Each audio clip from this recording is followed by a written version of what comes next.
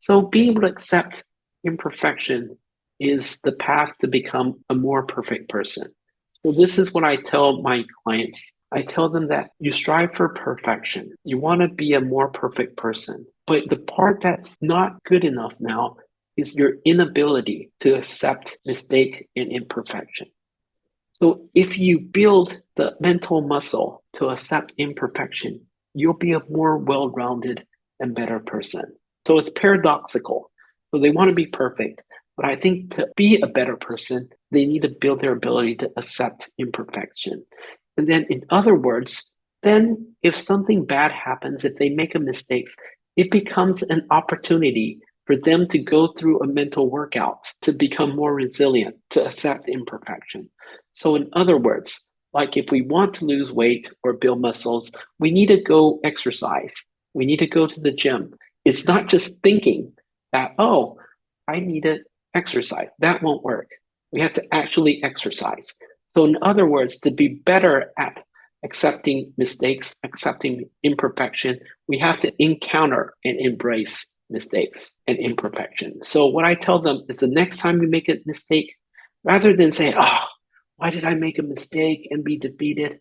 Tell yourself, oh, I got an opportunity to exercise my mental capacity to accept and tolerate mistakes. So embrace mistakes. Mistakes is not bad. It's something that's going to help you grow. And so I don't know if you know about the concept of Kintsugi. So this is something that I learned from my client. So he taught me that there's this art of repairing ceramics using the gold glue when you mend them together. So for example, in the past, when a pottery broke and I really wanted to keep it, I will try to glue it as good as possible so I can't see the cracks. So it looked as close to new as possible. But instead, this philosophy is that these cracks are part of the history of this bowl. So rather than hide the imperfection, embrace our imperfection, our mistakes, our brokenness. That's part of the experiences that has shaped us. So I got really into this idea of Kintsugi. I think by highlighting the cracks, they're beautiful. And I got into doing Kintsugis. So I make these now. I've enjoyed doing it to the point I just like the process.